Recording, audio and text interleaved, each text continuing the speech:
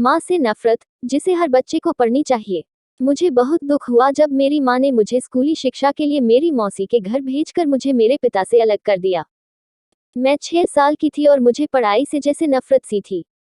अपने छोटे से शहर में मैं स्कूल से भाग जाया करती थी। मैंने शिक्षकों को काफी परेशान किया था।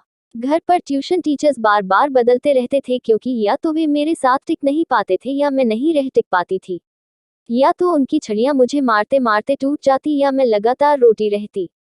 मेरे पिता मुझसे ज्यादा ही लाड करते थे, इसलिए उन्हें मुझे रोते हुए देखना नापसंद था।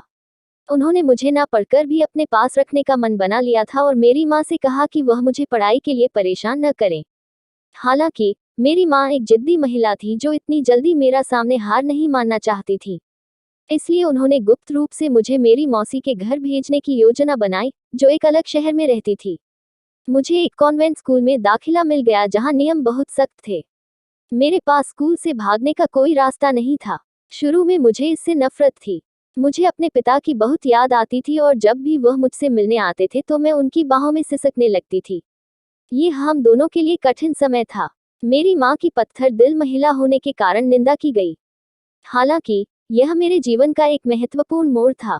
वहाँ कुछ जादू सा काम किया और मैं किताबों के प्रति जिज्ञासु और मोहित हो गई।